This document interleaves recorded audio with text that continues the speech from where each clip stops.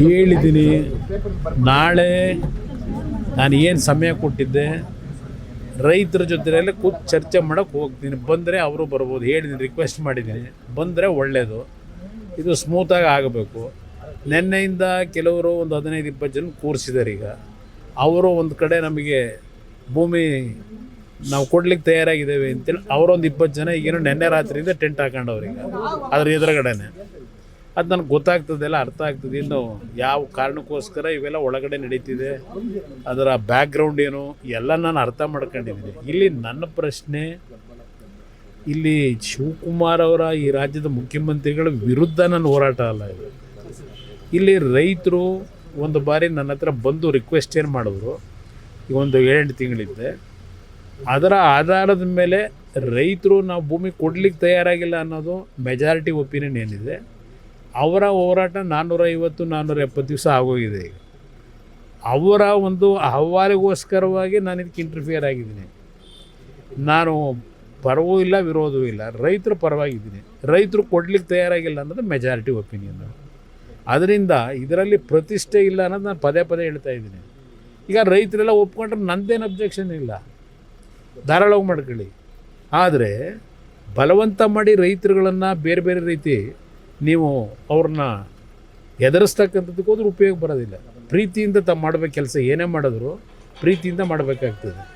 ವಿರೋಧ ಇದ್ದಾಗ ಯಾತಕ್ಕೆ ಆಟ, ಇದು ನನ್ನ ಪ್ರಶ್ನೆ. ಈ ನಡುವೆ ಬಾಲಕೃಷ್ಣ ಅವರು ಬೈರ್ಮಂಗಲಕ್ಕೆ ಬಂದರೆ ಲಾ ಆ್ಯಂಡ್ ಆರ್ಡರ್ ಪ್ರಾಬ್ಲಮ್ ಆಗುತ್ತೆ, ವಿಧಾನಸೌಧದಲ್ಲಿ ಮಾತಾಡಿದ್ರೆ ಏನು ತಪ್ಪು? ನೋಡಿ, ಅದು ಆಗಿದ್ರೆ ಎಲ್ಲ ರೈತರನ್ನೆಲ್ಲ ಅಲ್ಲಿಗೆ ಕರೆಸ್ಕೊಳ್ಳಿ. ಈಗ ನಾನು ಈ ರಾಜ್ಯದಲ್ಲಿ 2006-7 ಇದು ಹೇಳ್ತಾರಲ್ಲ, ಆ ಸಂದರ್ಭದಲ್ಲಿ 3 ಮೀಟಿಂಗ್ನ ಕೃಷ್ಣ ಕಚೇರಿನಲ್ಲಿ ಆ ರೈತರುಗಳು ಯಾರು ವಿರೋಧ ಮಾಡ್ತಾ ಇದ್ದಾರೆ ಅಂತಕ್ಕಂಥದ್ದು ಒಂದು ಆ ಟೈಮ್ನಲ್ಲಿ ನಡೀತಾ ಇತ್ತು.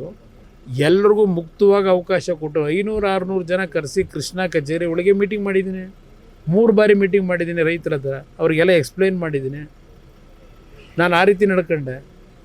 ತರಾತುರಿಲಿ ನಾವೇನು ಮಾಡಲಿಕ್ಕೂ ಹೋಗಲಿಲ್ಲ. ರೈತರದ್ದು ವಿರೋಧ ಜೊತೆಗೆ ಈಗ ಇವರು ಕಾಂಗ್ರೆಸ್ನ ನಾಯಕರುಗಳೇ ಆ ಟೈಮಲ್ಲಿ ಏನೇನು ವಿರೋಧ ಮಾಡಿ ಅಸೆಂಬ್ಲಿ ಒಳಗೆ ಚರ್ಚೆ ಮಾಡೋರು ದಾಖಲೆ ಇದೆ. ಅವರ ಜೊತೆಲಿರ್ತಕ್ಕಂಥ ಕೆಲವು ಸಲಹೆಗಾರ ಇಟ್ಕೊಂಡವರೆಲ್ಲ ತರಿಸ್ಕೊಂಡು ಹೋದ ಕೇಳಿ ಅವರಿಗೆ, ಮುಖ್ಯಮಂತ್ರಿಗೆ, ಆಮೇಲೆ ಆದರೂ ತೀರ್ಮಾನ ಮಾಡ್ಕೊಳ್ಳಿ.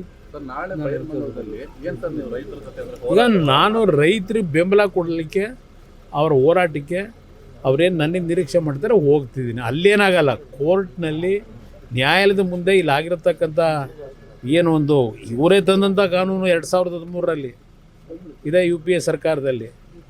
ಆ ಕಾನೂನನ್ನು ಮೀರಿ ಇವರೇ ಈಗ ಮಾಡಲಿಕ್ಕೆ ಹೊರಟಿದ್ದಾರೆ. ಕಾನೂನು ವ್ಯಾಪ್ತಿ ಒಳಗೆ ಆ ರೈತರ ಪರವಾಗಿ ಏನು ಹೋರಾಟ ಮಾಡಬೇಕು, ಅದಕ್ಕೂ ಸಿದ್ಧತೆ ಮಾಡಬೇಕಲ್ಲ. ಇಲ್ಲಿ ಸಾಂಕೇತಿಕವಾಗಿ ಧರಣಿ ಮಾಡ್ಕೊಂಡು ಏನು ಕೂತಿದ್ದಾರೆ 470 ದಿವಸದಿಂದ, ಒಂದು ಅವರಿಗೆ ಬೆಂಬಲ ಕೊಡ್ಲಿಕ್ಕೆ ಹೋಗ್ತಿದ್ದೀನಿ ಅಷ್ಟೇ. ನಾಳೆ ಅವ್ರ ಜೊತೆ ಚರ್ಚೆ ಮಾಡ್ಕೊಂಬರ್ತೀನಿ. ನಾನು ವೆಯ್ಟ್ ಮಾಡ್ತೀನಿ, ಮಧ್ಯಾಹ್ನದವರೆಗೂ ಅಲ್ಲೇ ಇರ್ತೀನಿ. ಬಂದು ಅವ್ರು ಕೂತ್ಕೊಂಡು ಸುಗಮವಾಗಿ ಮಾಡ್ಕೊಂಡ್ರೆ ನಂದೇನು ಅಬ್ಜೆಕ್ಷನ್ ಇಲ್ಲ. ರೈತರೆಲ್ಲ ಒಪ್ಕೊಳ್ಳೋದಾದ್ರೆ ನಾಳೆ ಗಲಾಟೆ ಮಾಡೋಕೆ ಹೋಗ್ತಾ ಇದ್ದೀವಿ. ಅಲ್ಲಿ ಗಲಾಟೆ ಮಾಡ್ಸೋಕೆ ಕೊಟ್ಟಿರೋದು ಅವರಿಗೆ 144 ಸೆಕ್ಷನ್ ಹಾಕೋದಕ್ಕೆ ನನ್ನ ಅಭಿಪ್ರಾಯದಲ್ಲಿ. ಯಾಕೆಂದರೆ ನಿನ್ನೆ ಒಂದು 20 ಜನ ಕೂರಿಸ್ಕೊಂಡವ್ರೀಗ. ಅಲ್ಲಿ ಇಷ್ಟೆಲ್ಲ ಬೆಳವಣಿಗೆ ಆಗಿ ಅವ್ರು ಇಲ್ಲಿವರೆಗೆ ಕೊಟ್ಟಿರ್ತಕ್ಕಂಥ ಕಾಂಪನ್ಸೇಷನ್ ಎಷ್ಟು ಜನಕ್ಕೆ ಕೊಟ್ಟವ್ರೆ? 19 ಕೋಟಿ ಕೊಟ್ಟಿದ್ದೀವಿ ಅಂತ ಹೇಳ್ತಾರೆ. 20,000 ಕೋಟಿ ಪ್ರಾಜೆಕ್ಟಿಗೆ ಇನ್ನೂ 19 ಕೋಟಿ ಎಷ್ಟು ದಿವಸದಿಂದ ಬಲವಂತವಾಗಿ ಕೊಟ್ಕೊಂಡು ಹೊರಟವ್ರೆ. ಕೆಲವು ಪಾಪ ಕೊಟ್ಟಿರ್ಬೋದು, ಇಲ್ಲ ಅಂತ ಹೇಳಲ್ಲ. ಯಾಕೆ ಅಂದರೆ ಅಲ್ಲಿ ಕೊನೆ ಹಂತದಲ್ಲಿ ಕೆಲವು ಹಳ್ಳಿನಲ್ಲಿ ಎಷ್ಟೇ ಏನೇ ಆದರೂ ಬೆಳೆ ಬೆಳೀಲಿಕ್ಕೆ ಸಾಧ್ಯ ಇಲ್ಲ ಅನ್ನೋದು ಗೊತ್ತು ನನಗೆ. ಅದು ಸಣ್ಣ ಪ್ರಮಾಣದಲ್ಲಿದೆ, ಅಂಥವ್ರು ಕೊಟ್ಕೊಂಡಿರ್ಬೋದು, ನಾನು ಇಲ್ಲ ಅಂತ ಹೇಳಲ್ಲ. ಯಾಕೆಂದರೆ ಅವ್ರಿಗೆ ಯಾವುದೂ ಬೆಳೆ ಬೆಳೀಲಿಕ್ಕೂ ಆಗೋದಿಲ್ಲ. ಒಂದು 20 ವರ್ಷದೆಲ್ಲ ನೀರು ಹರಿತದಲ್ಲಿ ಅಲ್ಲಿ ರೊಚ್ಚಿನ ಒಂದು ಇದು ಬೆಳೆದಿರ್ತಕ್ಕಂಥ ಇನ್ನಲ್ಲಿ ಆಗೋದಿಲ್ಲ ಅನ್ನೋದು ಗೊತ್ತು. ಹಾಗಂತೇಳಿ ಎಲ್ಲರ ಮೇಲೂ ಗದಾಪ್ರಾಯ ಮಾಡೋದ್ರಾಗುತ್ತಾ? ಜನ ಒಪ್ಕೊಂಡು ಕೊಟ್ಟರೆ ನಂದೇನು ಅಬ್ಜೆಕ್ಷನ್ನು? ಪ್ರೋಗ್ರಾಮ್ ಮಾಡಿ ನಾನು ರಾಜ್ಯದ ಮುಖ್ಯಮಂತ್ರಿಯಾಗಿ ಕೆಲಸ ಮಾಡೋದವನಿಗೆ ಇಲ್ಲಿ ರಾಜಕೀಯಕ್ಕೋಸ್ಕರವಾಗಿ ಅಭಿವೃದ್ಧಿ ತಡಿಬೇಕು ಅಂತ ಹೇಳ್ತೀನ? ಬೆಂಗಳೂರು ನಗರದಲ್ಲಿ ಇಷ್ಟೆಲ್ಲ ಅನಾಹುತಗಳಾಗ್ತಾ ಇದೆ. ಇಷ್ಟೆಲ್ಲ ಇದ್ದು ಇಲ್ಲಿ ನೀವು ಸರಿಪಡಿಸ್ಲಿಕ್ಕೆ ಹೋಗಿದೆ, ಮತ್ತು ಇನ್ನೊಂದು ನಗರ ಸೃಷ್ಟಿ ಮಾಡ್ತೀವಿ ಅಂತ ಹೋದರೆ ನಗಲುವ ಯಾರಾದ್ರೂ ಇದೇ ಇರುತ್ತೆ. ಇಲ್ಲಿ ಅದು ಎಂಥದ್ದು ವಾಚ್ ಅಂತ ಹೇಳಿದ್ರು 80 ಲಕ್ಷ ಅಂತ ಯಾರೋ ನೆನ್ನೆ ಹೇಳ್ಕೊಂಡವ್ರೆ. ಇಲ್ಲಿ ಸ್ವಲ್ಪ ಒಂಚೂರು ನೋಡಿ ಯಾವ ವಾಚು ಅಂತೇಳಿ, ಯಾರೋ 75 ಲಕ್ಷದೋ 80 ಲಕ್ಷದೋ ಅಂತ. ಇಲ್ಲಿ ಅಂಬೇಡ್ಕರ್ ಅವರ ಚಿತ್ರ ಇರತಕ್ಕಂಥ ವಾಚ್ ಇದು, HMT ವಾಚ್. ಬಂದು ಯಾರನ್ನಾದ್ರು ಕಳಿಸ್ಬಿಟ್ಟು ಇವರು ಎಂಥದ್ದು SIT ಇಟ್ಕೊಂಡವ್ರಲ್ಲ, ಚೆಕ್ ಮಾಡಿ ತಗೊಂಡು ಹೋಗಿ ಕೇಳಿ. ನೀವು ಸಣ್ಣ ಆಗ್ಬೇಕಲ್ವಾ, ಅದು ಒಂದು ಉತ್ತಮ ಆಹಾರದಿಂದ ಸಣ್ಣ ಆಗ್ಬೇಕಲ್ವಾ. ಪ್ರತಿದಿನ ನಮ್ಮ ಜೀನಿ ಸ್ಲಿಮ್ ನ ಯೂಸ್ ಮಾಡಿ ಯಾವುದೇ ಸೈಡ್ ಎಫೆಕ್ಟ್ ಇಲ್ದಂಗೆ ನೀವು ಸಣ್ಣ ಆಗ್ತೀರಾ.